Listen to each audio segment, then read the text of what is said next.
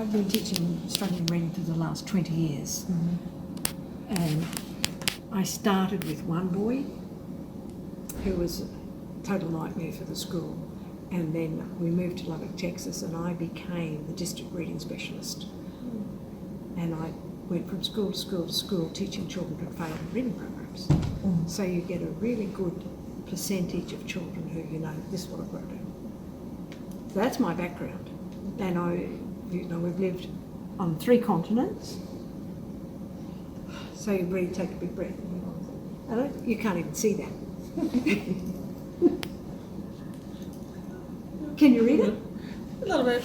I'll read it. Well, I try and say it. Anton Leeuwenhoek Hook was Dutch. He sold pin cushions, cloth and such. The waiting townsfolk fumed and fussed as Anton's dry goods gathered dust. Instead of standing store, he looked some of the things. Instead of tending store, he worked instead at grinding lenses for a microscope. So some of the things he looked at were mosquito wings, the hairs of sheep, the legs of lice, the skin of people, dogs and mice, ox's eyes, spider spinning ear, a little smear of his own blood, and best of all, a little smear of his own, best of all, the unknown, busy, very small things that swim and jump and hop inside a simple water drop. Impossible, much Dutchman said that. Anton's crazy in the head. We ought to ship him off to Spain. He said he's seen a housefly's brain. He says the water we drink is full of bugs. He's mad, we think. They called him Dumpclough, which means dope. That's how we got the microscope. So my question is, what questions would you come up with a poem like this? So it's interactive.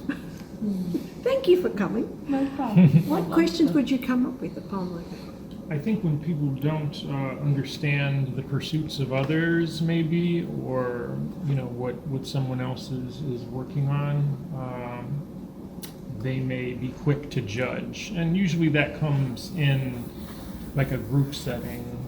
It's kind of this guy over here, he's looking through a lens and saying he sees all these things that he's professing to us, but he's got to be crazy because this is nothing that we know. It's not truth, so, right? Yeah. That's what I think. Yeah, no, absolutely right. Do you think the poem's true? That he could be looking through a microscope? Yes, it's definitely true that is what he's doing. And instead of just saying, I looked through a microscope, he gave them intimate, specific details of what he was doing. So I think that might have kind of thrown them off because they probably, a person could probably say, why didn't you just say you were looking through a microscope? Instead of telling me each and every intimate detail, let me ask you what you're doing with the microscope, and then you can tell me the intimate details. So, meaning, is it fact or fiction? Yes. Is it fact or fiction? Is it fact or fiction? It sounds to me, it's believable. It could be fact, but I'll say fiction. What do you think?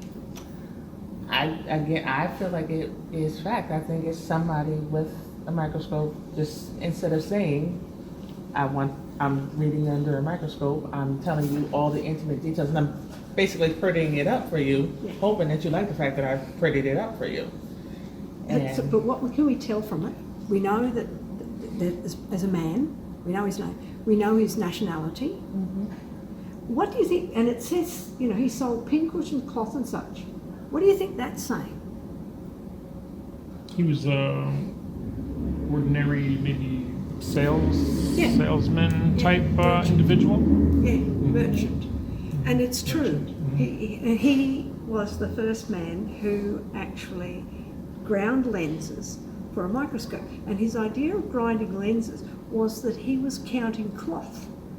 Like, we had thread counts on sheets. Mm-hmm. He was counting it, and he was early 1600s. Mm-hmm. He actually did all of this stuff, and he got excited by seeing things get bigger and bigger and bigger. And his work was sent to the British Library, and he became before Hook and Boyle even started. This was the guy who started it, so it is fact. Mm-hmm. And I like it because it gets my children thinking. Mm. And then for children who are struggling, you've also got the rhyming words, but you can also create pictures for each of the things that he has done. Mm-hmm. And they did think the guy's crazy, because of course water's got nothing in it. So, and that's how I get my children thinking when I'm starting to learn about reading, or learning about reading. And then I've got this next poem, but I need, this is one of my favourites. And it's furniture bash. The hand of the clock pinched the foot of the bed, so the foot of the bed kicked the seat of the chair, so the seat of the chair sat on the head of the table, so the head of the table bit the leg of the desk, so the leg of the desk bumped the arm of the couch, so the arm of the couch slapped the face of the clock, and they pinched and they punched and they banged and they knocked and they ripped and they flipped and they rolled and they rocked, and the floor dresser drawers got a couple of socks. There was sawdust and springs when I turned on the light after that horrible furniture fight. And that's the truth, no lie, no joke. That's how your furniture all got broke. So what's the complexities of that one? Oh, sure. There's a lot more people downstairs that are just loitering around. I'm wondering if they could maybe come up. So Or did they want to come up? I went down and talked to them about if they could make an announcement, and the librarian in charge can make the announcement. So he's just going to make an announcement just in case, Oh, okay. just to see if you can get more people. Oh, thank you, Liza. Are they wanting to, or would they be interested in? Well, some of them are in the reading section, so I don't know. Oh, okay. Anyway, with this poem for my students, they're looking for a picture for each word as opposed to a picture for hand of the clock and the foot of the bed. They won't, we don't use those terms anymore. Agree or not? Or do you use them? Well, I do say foot of the bed. You say the foot of the bed? I do say foot of the bed. What about the seat of the chair? You're sitting on No, I have never used seat of the Yes. chair. and at the head of the table? Yeah, I've said head of the chair. Head of the table. But I think that's one that's gone too. The leg of the desk we use, don't we? Or the desk leg. The arm of the couch? Yeah, You're sitting on the arm of the couch. yes, it's not going. And then the face of the clock we certainly say. So that my children, when I'm teaching the strugglers, they tend to see one word, one picture, and not see the combining how words sit as phrases to get one picture.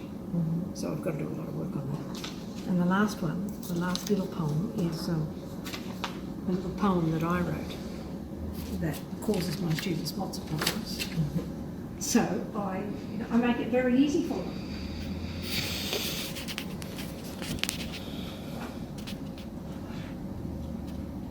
So what I do is we act it out.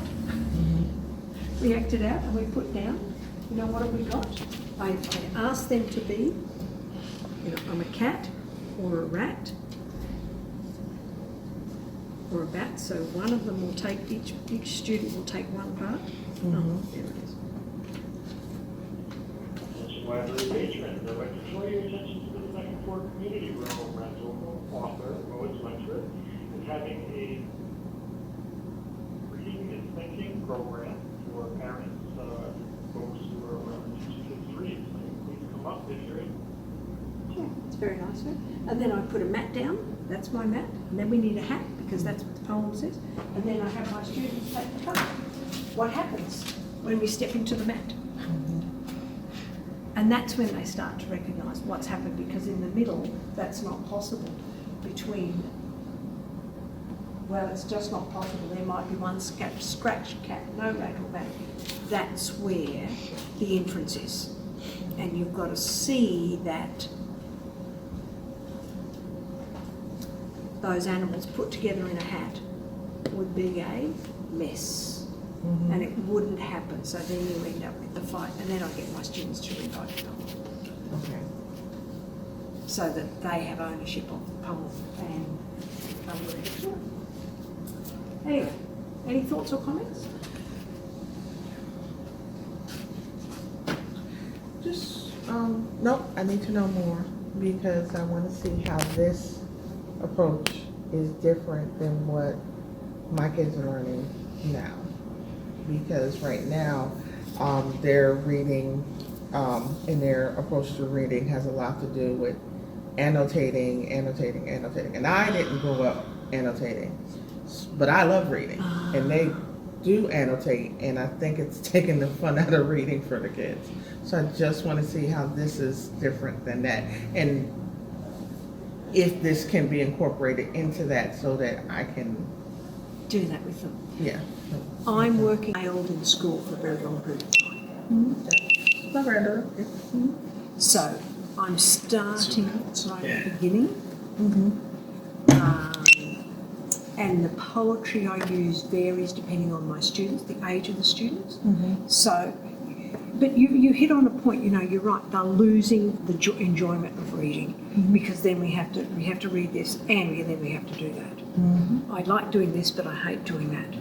Right. And that's a struggle that you have. And I don't know how to get around that when you're being told this is what you have to do. Right. Except I do a lot more listening. So because you listen at a higher level than what you read. So, Okay. yeah. So mine is totally at the other end. But what I do is tell you the story of how I began with this, because it's the little guy on the left who was 6 who went to school in Australia in 1994, and it only took the teacher 1 week to say, well, he can't do a thing. He's so far behind. He's just absolutely hopeless. And at the end of the year, then the teacher shouted at him all year. I dressed him for school every day. He bit his fingernails to the quick every day, and he wet his pants every day. And the prognosis for such children is very poor. At the end of the year, he then gets tested. So they say, he can't do anything. He's got no strengths. He can read 10 words and he's got a low IQ. So there's nothing going for him really. And that's the problem. And when that's the idea, that's the diagnosis, it makes it very hard to get out of that bin.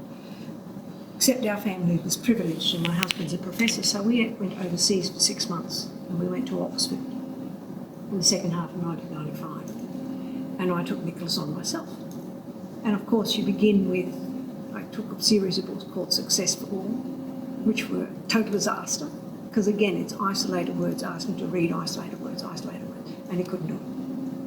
So I started then to write poems, and this was one of the first poems that I wrote for him. And not only are you writing it using rhyming words, but he's illustrating the poems. And that was his illustration. So when you're annotating, what else can we do besides annotating to make kids enjoy it? If they probably added a project to go along with it, Project. to kind of, emphasize what they were reading, if they honestly had time to, incorporate that into their learning, it would probably help a lot. Enhance comprehension and enhance the activity. So that was the start of it. And then you come up with these double O words, and they come up in the words cook, look and book. And I then wrote a poem about, do you know Captain Cook at all? Heard of him? I don't remember it, but Yeah, but he was the last of the great explorers who completed the mapping of Australia.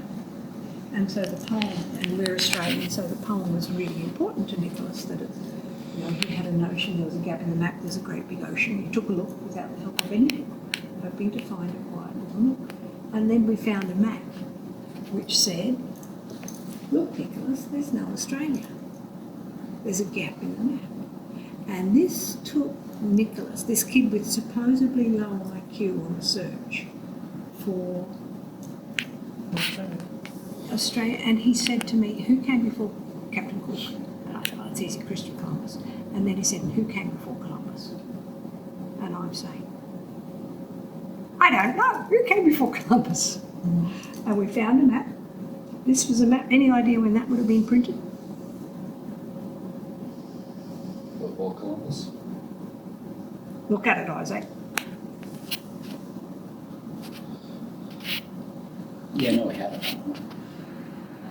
And this isn't showing up here. You can see by the east coast of Australia is still not mapped, and that's an indicator of when it was printed.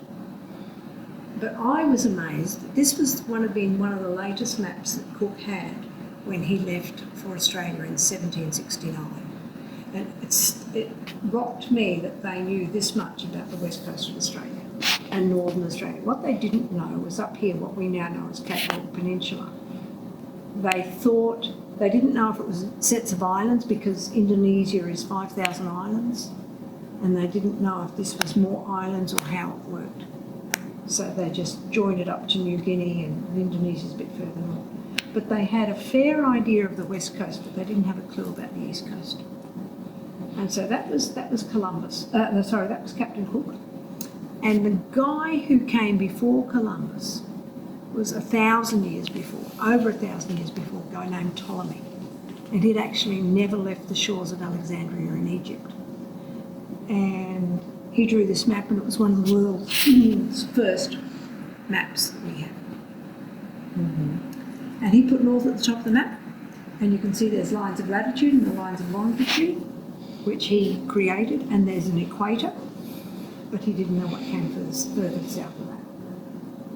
And because we were in Oxford, you know, we go to the Bodleian Library and say, where would we see a Ptolemy map? And the lady reaches down behind the counter, picks up a book and says, this is a book of Ptolemy maps. That'll be £5, please. So we walked out with a book of Ptolemy maps for this child with supposedly low IQ. Anyway, so we returned to Australia. And I was delighted what Nicholas had achieved in Oxford, and he was reading all the poems, he's asking these questions. He learned that he could learn, which was huge. And then I go to the diagnostician and I said, you know, Nicholas has done really well. And the first thing she said, well, the reading teacher's tested him and said he's gone backwards. And then she said, well, no, and I said, you know, well, he learned about Captain Cook and the rest and asked these wonderful questions. Well, she said, he's the worst child I've seen in 20 years of teaching. So that was her statement. I was taken back. I walked out of the office with the tail between my legs. But it wasn't long before I came back and I said to her, call this kid whatever you like. If he is the worst child you've seen in 20 years of teaching, don't expect him to learn like everyone else. And that became my mantra for teaching my son. Change it. He will learn it. He's capable of learning it. We just got to get him to do it. So that's what I did. And that's where I started from. And so, I think I pressed the wrong button. Okay. And I'm coming to the conclusion how much teaching children learns to read depends on these first three things anyway. The way we think about children. This child's the worst child I've seen in 20 years of teaching. He's not going to learn. We need active learners, which is what we've done in Oxford. He was an active, engaged learner. And then we're playing with the poetry, the reader's theatre, and playing with words to lead to student success. So what I did from that was I have a box. I do a lot of things with boxes. And here's my box. And so here, do you want to work with me with this? I'll show you what we do. This is what I do, you know, at the other end of the scale, because most children learn these things with ease. My students don't.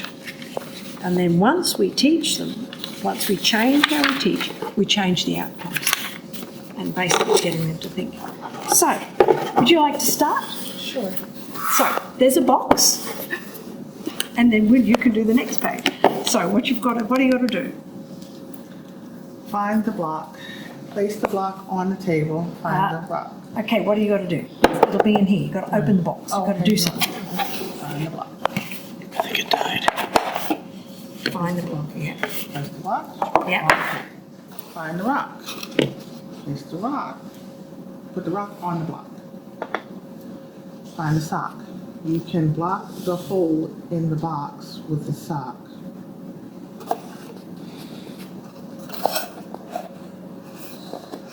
You can block the hole in the box with the sock. Oh, can you? Sorry, can you? Yes, yes. Yes, you can. Good. Find the lock. Can you unlock it? No, you can't. Because the keys are stuck to it and you can't really do that. Yeah. Find the knock on the door sign.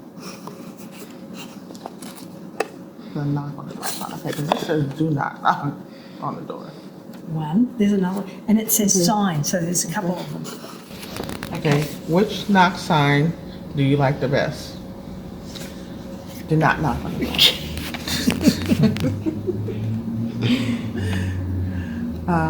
Knock on the door and say, please let me in. Knock on the door. Okay, so must be a door in here someplace.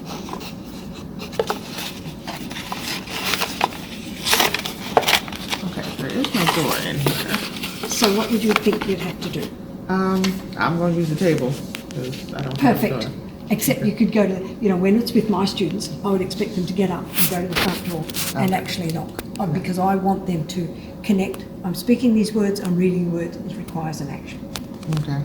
So that's how I go. Will, your turn. So that's how I teach. Okay. All right, I think there's another. Whoops. And we're getting these made smaller. Yeah. Starting with 13. Yep. Alright, find That's all right. pictures of clocks. That's a clock. Perfect. So I think it's going to be one. Which clock is the they grandfather didn't know. clock? Oh, I didn't print out the grandfather clock one. Oh, that's crazy, isn't it? Okay. Sorry. Which clock is the cuckoo clock? It's that one. That one. Which clock would say tick tock, tick tock? That would probably be the grandfather clock. Which clock would say cuckoo? That'd be the cuckoo clock. Yeah. Find the picture of the rocking horse, put it on the table. So I saw him in there, and there he is. Yeah. So we'll put him on the table. Does the rocking horse rock? We can make him rock, yeah. Find the picture of a flock of birds. So, flock of Yeah. birds, yes. So, have you seen a flock of birds? I have seen a flock of birds. Did they ever look like that? I don't know if I've seen that many. That's a... We lived in Lubbock, Texas, Mm-hmm. and the Canada geese would come there, and sometimes there would be 100,000 geese, No kidding. and the sky would be black. It's like they're practicing flying. Uh-huh. Yeah. Amazing. Yeah. Okay. Can you block the doorway to the room you're in? So I could stand in the door. Perfect. Yes. Can you sing Rock Around the Clock? And I do know that song, so... Oh, I did. This is, and this is how I start before I've done anything. And in the top, the list of words, isn't there? I make them into word puzzles so the students are touching them. And then they do that. And what becomes really important, as I've only got one word it on there, but my students, can you unlock it? Wouldn't. I mean, they might be able to do this one, but often when it comes to it, they haven't worked out that they then have to go back to the lock to find the it, And so you're searching for those antecedents all the time with them. So, and there's the rock around the clock. Stop. So, and then, this is the other part that I do for my kids, is look at these words and work out which words are words with multiple meaning. And then which words are pronouns. Because it's not the reading of the word that's causing the problem, but working out how it works in oral language and how it changes in written language.